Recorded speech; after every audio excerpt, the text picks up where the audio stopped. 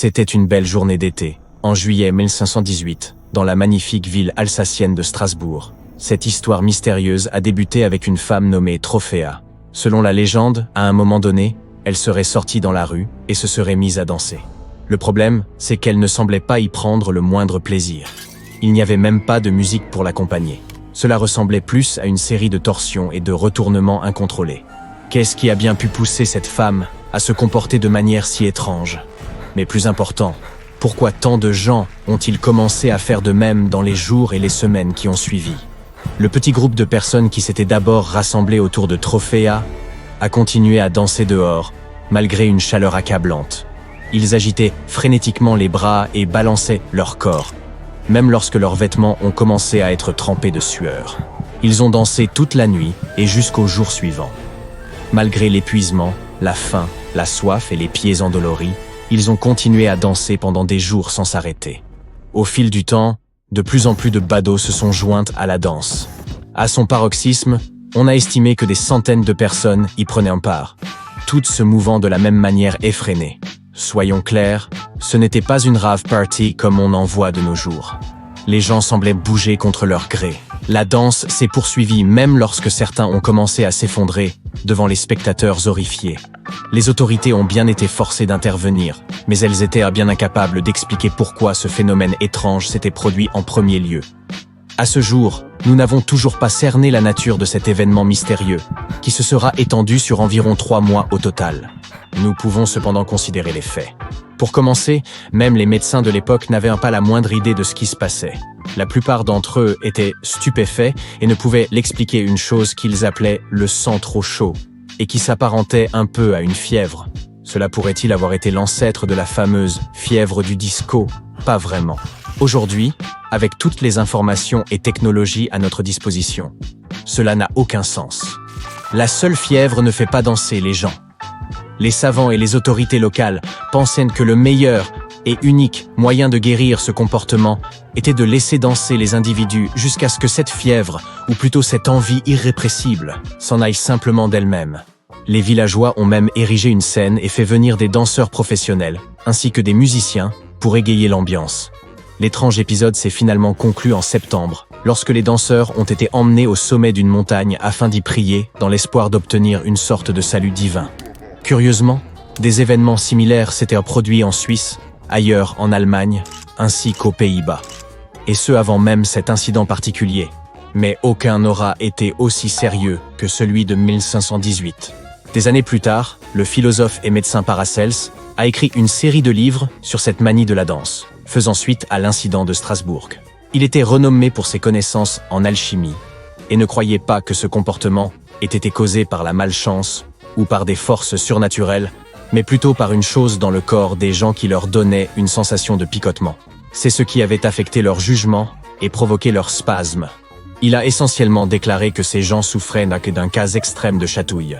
Certains chercheurs ont affirmé au fil du temps que cette chorémanie était causée par un certain type de nourriture qui aurait pu rendre les gens malades.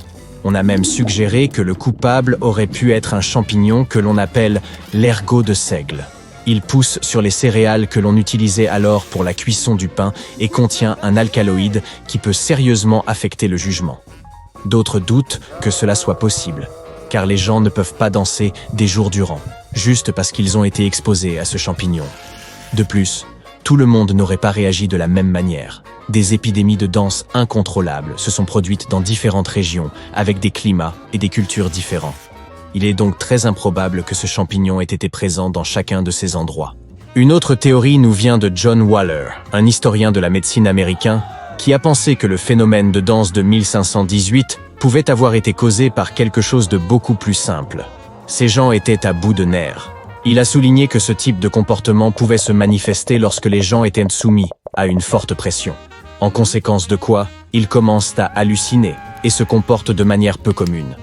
Si nous nous en tenons aux informations de l'époque, en toute franchise, les Strasbourgeois avaient de quoi être inquiets. Si le temps n'était pas clément, leurs récoltes étaient détruites, de sorte que la nourriture se faisait souvent rare. Waller a également suggéré que nos ancêtres étaient assez superstitieux. Les habitants de Strasbourg auraient cru que s'ils ne rendaient pas hommage aux cieux, ils seraient forcés de danser pour payer leurs transgressions. Peut-être ne connaîtrons-nous jamais la véritable raison pour laquelle ces gens se sont soudain mis à danser ce jour-là sous un brûlant soleil d'été. Mais cela ne signifie pas que cette histoire n'ait pas influencé la littérature. La manie dansante a eu un effet captivant sur ceux qui y ont assisté. Cette idée est également reprise dans le célèbre conte de fées, Les chaussures rouges, que l'on doit à l'auteur danois Hans Christian Andersen. L'histoire mentionne une paire magique de chaussures rouges qui force quiconque les porte à danser jusqu'à l'épuisement. Bien sûr, cette histoire avait une autre portée, mettre en garde contre la vanité, mais elle suggère également que la danse peut prendre un tour problématique si elle est pratiquée de manière excessive. Si jamais vous vous retrouvez sur une piste remplie de danseurs énergiques, il peut vous être difficile de rester immobile. Vous aurez envie de sautiller d'un pied à l'autre, en raison de seule la pression sociale, si ce n'est à cause de la musique. N'oublions pas cependant que la danse peut signifier bien d'autres choses. La musique et la chorégraphie sont des éléments importants de la vie quotidienne dans de nombreuses cultures à travers le monde. Et il n'y a pas d'endroit sur Terre où la danse soit plus valorisée qu'en Afrique. Pour certaines cultures locales, ces danses racontent des histoires et ne sont pas qu'une simple distraction. Elles évoquent les mythes et légendes, illustrent des émotions et s'y mènent dans la communauté. Plusieurs peuples d'Afrique sont célèbres pour leurs danses, comme celui des Maasai de Tanzanie et du Kenya et le peuple Zoulou d'Afrique du Sud. Dans de nombreux villages africains, on danse au rythme des tambours et l'ensemble de la communauté s'y retrouve en chantant.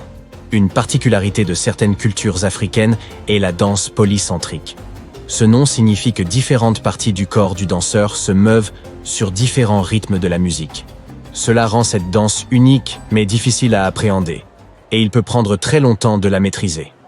Même si différents groupes en Afrique pratiquent de pareilles danses, il existe de nombreuses différences entre elles. Un autre type de danse nous emmène vers un continent radicalement différent.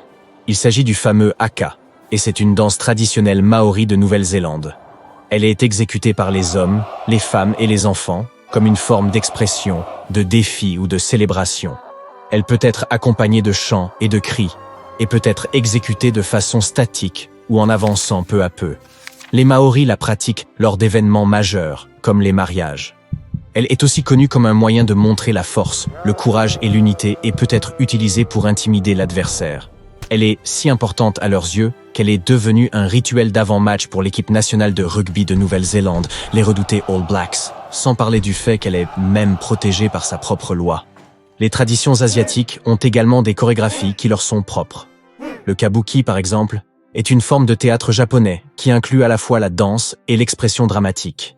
Il est apparu à Kyoto au XVIIe siècle et de nos jours ne met en scène que des acteurs masculins qui interprètent divers personnages dans des spectacles amusants truffés de blagues coquines. Au fil du temps, le kabuki est devenu une performance en 5 actes qui pouvait traiter de l'histoire japonaise, de drames familiaux ou simplement de danse. Les acteurs exécutent des mouvements codifiés, s'enduisant le visage de poudre blanche et le peignent de couleurs vives pour souligner leurs émotions. Le théâtre dispose également d'effets spéciaux, comme des portes cachées et une scène pivotante, pour rendre le spectacle plus excitant et divertir le public pendant toute une journée.